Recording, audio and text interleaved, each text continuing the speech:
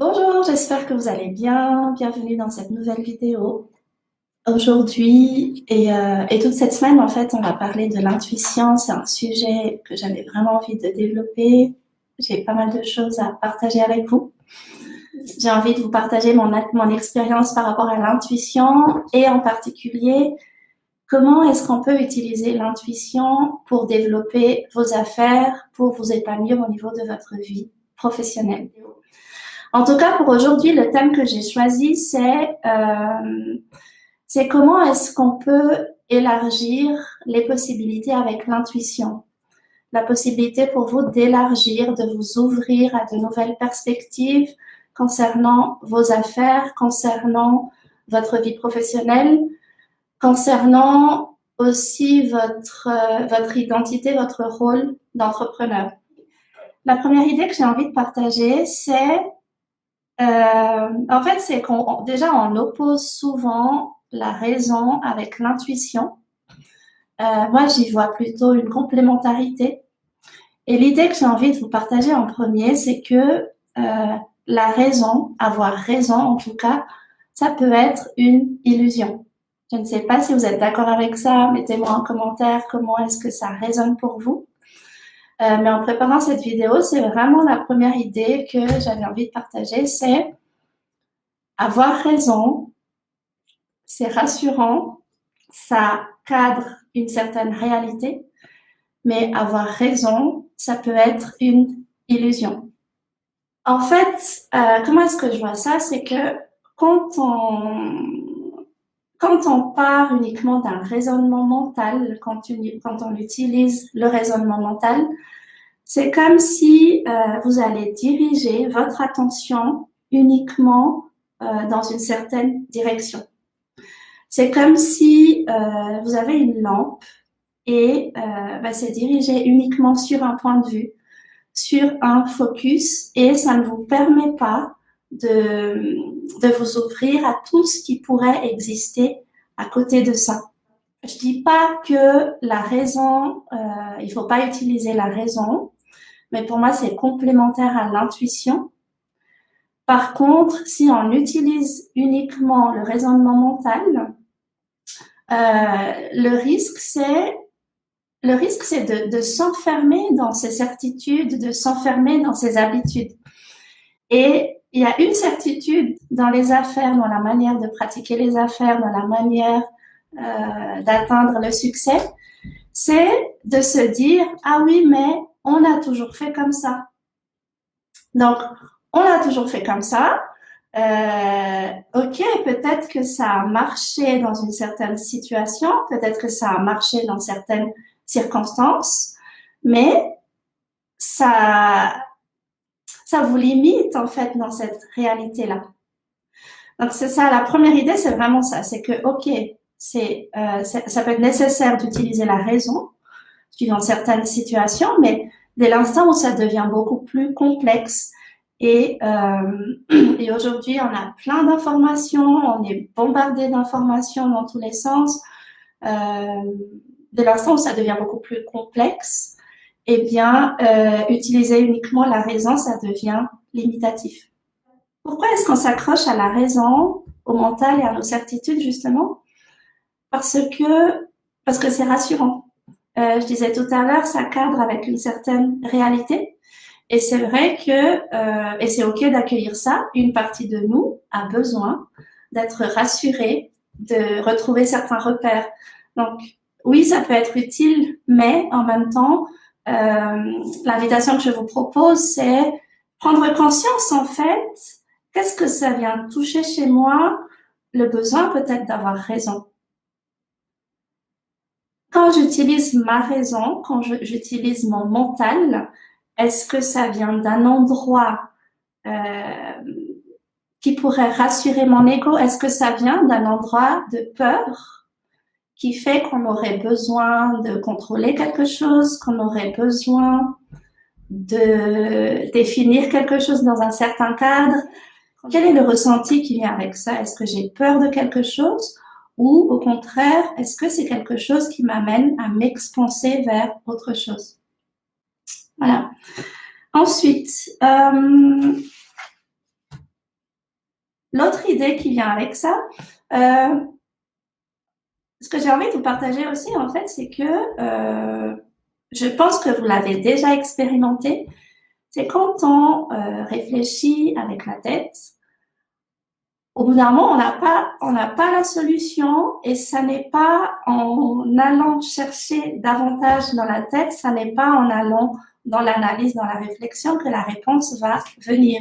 C'est que, par exemple, vous butez sur une problématique, vous butez sur une situation et le réflexe pourrait être d'aller chercher dans la tête. C'est OK, mais comment est-ce que je peux résoudre ça? Et puis, ce qui risque de se passer, c'est que vous allez tourner en rond. Et ça n'est pas en allant continuer dans l'analyse, en allant continuer dans la réflexion, que la réponse va arriver. Vous l'avez sûrement expérimenté, c'est que la réponse, souvent, dans un cas où vous tournez en rond, dans un cas où vous butez sur quelque chose, la réponse arrive quand vous lâchez quelque chose, quand vous lâchez ce besoin d'arriver quelque part. Et l'invitation que j'ai envie de vous proposer avec ça, par rapport à l'intuition, justement, c'est que l'intuition nous permet de nous ouvrir à d'autres possibilités. C'est un peu comme si j'ai envie de me représenter comme un oignon, par exemple, et que vous imaginez, vous êtes au centre de cet oignon. Et il y a une première partie de votre réalité à laquelle vous pouvez accéder avec votre raison, avec votre tête. Et dans ce premier cercle, j'ai envie de dire, d'information, il y a vos expériences, il y a votre vécu, il y a on a toujours fait comme ça. Et puis l'intuition, c'est un autre cercle, un peu plus loin, un peu plus large. Et là, ce qui est intéressant avec l'intuition, et dans ce cercle plus large, évidemment, vous allez vous ouvrir à de nouvelles choses. Et vous allez vous ouvrir à des choses que vous ne savez pas encore, que vous ne savez pas encore avec votre tête, en tout cas. Ça, c'est une conviction que j'ai envie de vous partager. Je me dis, l'intuition, elle nous permet d'accéder à quelque chose qu'on ne sait pas encore avec le mental. Mais par contre, c'est comme si c'est une dimension d'information que nous connaissons d'une autre manière. Ce qui fait que quand l'information, elle arrive, quand l'intuition, elle arrive, en fait, il y a une évidence. Il y a une évidence dans le corps, dans le ressenti qui dit ah oui, ben c'est ça, je sais que c'est ça. Mais votre tête ne va pas le comprendre. Ce qu'on dit aussi souvent, c'est que c'est beaucoup par le corps qu'on va appréhender les informations intuitives. Donc, l'intuition, c'est un peu aussi ça, si je schématise d'une autre manière. C'est l'information que votre corps, votre système a capté avant que votre tête, elle puisse comprendre ou analyser. Moi, si je visualise, en fait, l'arrivée d'une information intuitive, c'est pas quelque chose en ligne droite. C'est pas quelque chose de logique. C'est pas quelque chose de linéaire, de dire voilà, il se passe telle situation et forcément, bon, il se passe telle situation au point A par exemple, donc forcément au point B, ça va être comme ça. Donc pour ouvrir davantage l'intuition, c'est dépasser ce que je vous propose, c'est casser ce schéma de linéarité. Et encore une fois, j'ai envie de vous ramener à vos expériences, en fait, à un moment où vous avez pu connecter à votre intuition. Et rappelez-vous, comment est-ce que cette information est arrivée à vous? L'information, c'est quand même quelque chose que vous captez et qui tombe. C'est la pièce de 6 sous qui tombe et voilà, en fait, ça fait tilt, ça fait eureka, ça fait ah ouais, d'accord, ok. Et Et ça n'est pas le fruit d'un effort mental, ça n'est pas le fruit d'une analyse ni d'une réflexion. Par rapport à la thématique d'aujourd'hui, comment élargir vos possibilités avec votre intuition, et en particulier au niveau de vos affaires, au niveau de votre vie professionnelle. J'ai envie de vous partager 3 clés. La première clé, on en revient à l'idée de la raison. La première clé, c'est lâcher le besoin d'avoir raison. Lâcher le besoin d'avoir raison et lâcher le besoin de résultat aussi, lâcher le besoin de vouloir arriver quelque part. D'accepter de lâcher vos certitudes, accepter de lâcher ce que vous savez déjà, et en tout cas ce que vous croyez savoir. Ça veut dire ce que vous croyez savoir sur vous en tant qu'entrepreneur, dans votre identité d'entrepreneur, dans votre perception de qui vous êtes en tant qu'entrepreneur, c'est être prêt, être prête à lâcher cette représentation.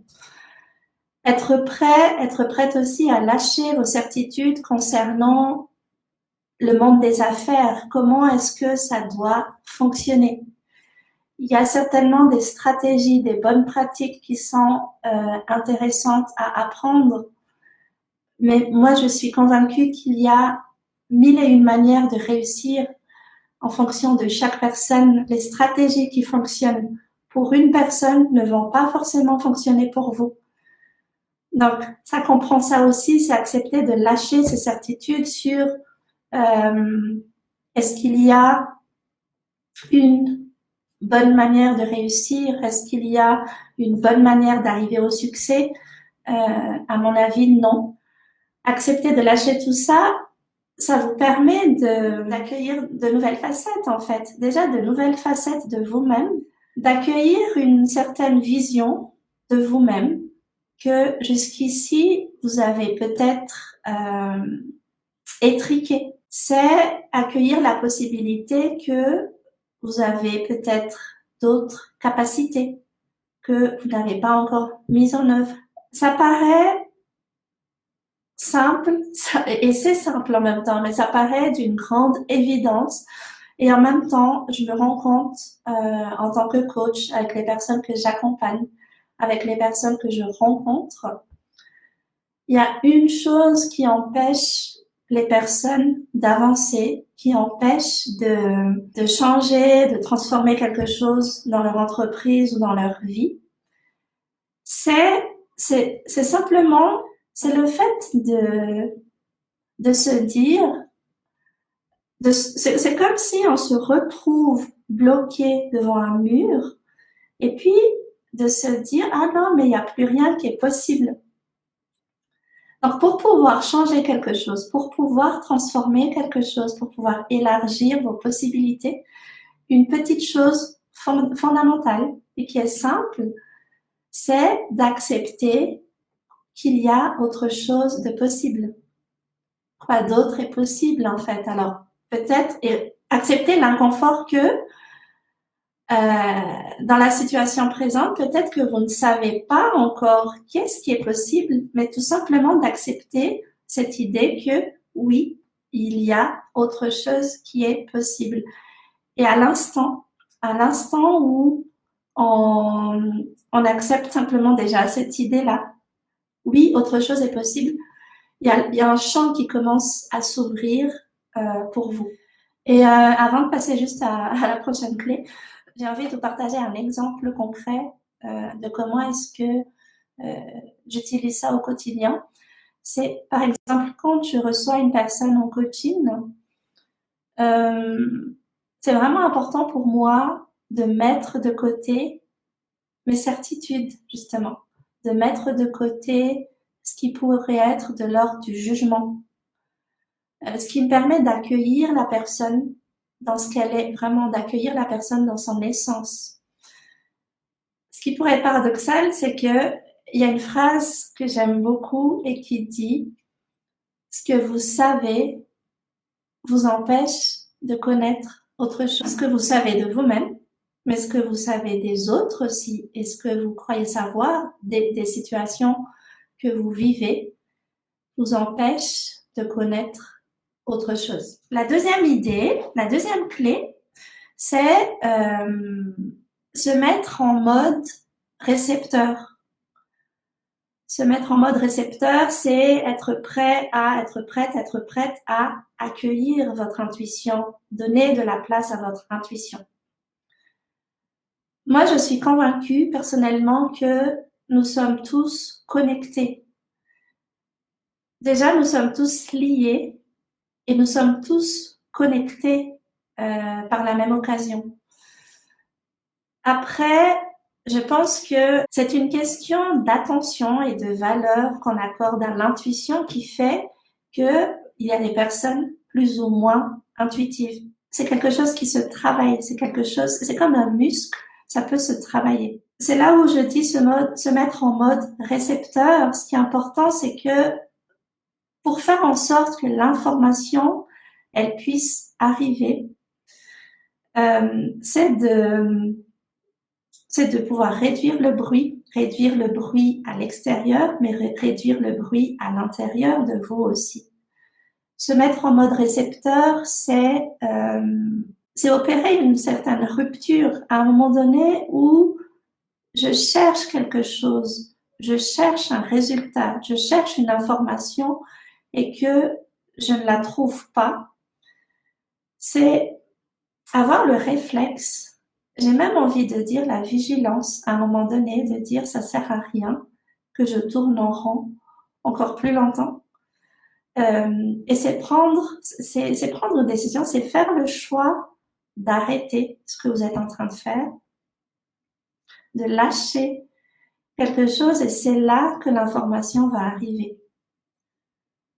C'est là que la magie va arriver, même j'ai envie de dire, au moment où vous ne l'attendez plus. Et ici, ce qui est important, ce qui peut vous aider avec ça, c'est tout ce qui est de l'ordre des pratiques qui peuvent vous ramener à votre corps, vous ramener à vous centrer, à vous ancrer, à vous écouter.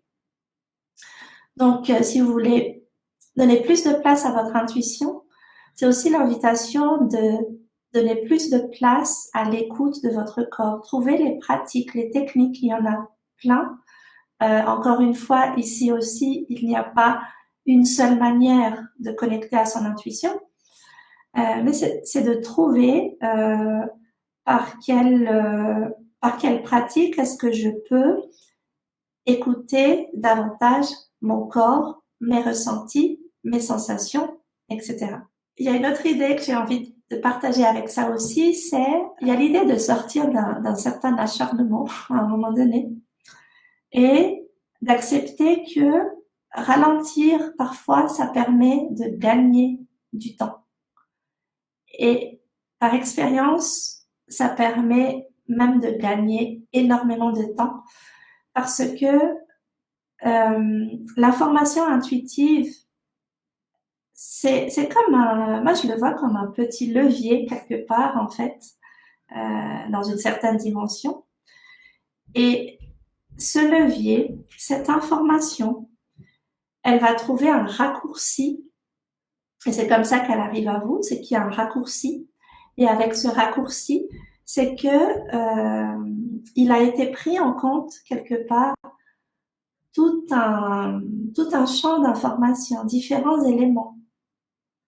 Donc c'est là où je dis ralentir, écouter son intuition, ça demande de s'arrêter à un moment donné, mais ça permet un gain de temps et une efficacité qui peut vraiment être redoutable en fait. C'est ça que j'ai envie de partager. Moi, ce que je fais, par exemple, avant un coaching, avant de recevoir une personne, c'est prendre le temps. Avec la pratique, ça me prend quelques secondes pour me recentrer, pour visualiser que je dépose justement mes certitudes, je dépose aussi mes propres préoccupations personnelles, et ce qui me permet d'être pleinement réceptive. C'est ça l'idée en fait, c'est comment est-ce que je peux être en état de réception, en état de récepteur, c'est ce que je disais tout à l'heure,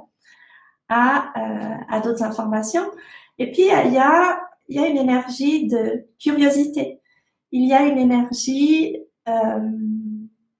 de créativité. Je vois le côté enfant intérieur ici aussi, en fait, de se dire, ah oui, ok, tiens, qu'est-ce qui pourrait être possible? Et le fait, encore une fois aussi, ici, d'ouvrir ce champ. Ça vous permet, ouvrir ce champ, c'est affiner, affûter votre attention, affiner, affûter votre conscience aussi pour pouvoir capter des informations que si vous étiez resté uniquement sur le mental, vous auriez raté ces informations. Donc voilà, la deuxième idée, c'était la deuxième clé, c'est se mettre en mode récepteur. Donc l'invitation, c'est de trouver pour vous la pratique pour pouvoir nourrir ce temps, cet espace pour recevoir les choses. Et ça peut être, voilà, moi j'ai une technique où voilà, ça me prend quelques secondes, je me pose, je me calme, je me mets en mode accueil. Suivant les situations aussi, ça se peut que ça soit un besoin de mouvement. Ça peut être aller faire une balade, enfin vous laissez de côté pendant un petit moment le dossier qui est important sur lequel vous êtes en train de travailler et vous partez faire une balade, vous partez promener le chien, j'en sais rien. Des fois aussi, je suis sûre que vous avez des expériences intéressantes à partager. Des fois, ça peut être parce que je suis en train de faire la vaisselle que pouf, il y a l'idée, elle tombe, ou parce que je suis en train de cuisiner, enfin, etc. Ce que je remarque en tout cas, c'est soit soit aller dans quelque chose de relaxant, quelque chose qui vous permet de vous poser, soit au contraire aller vers quelque chose qui vous mette en mouvement et en même temps qui va pas solliciter votre mental. Et quand vous sollicitez pas votre mental, c'est là que l'information va pouvoir arriver. La troisième et dernière clé, pardon, que j'ai envie de vous partager pour pouvoir élargir vos possibilités avec l'intuition, c'est trouver le moyen de créer le dialogue avec votre intuition.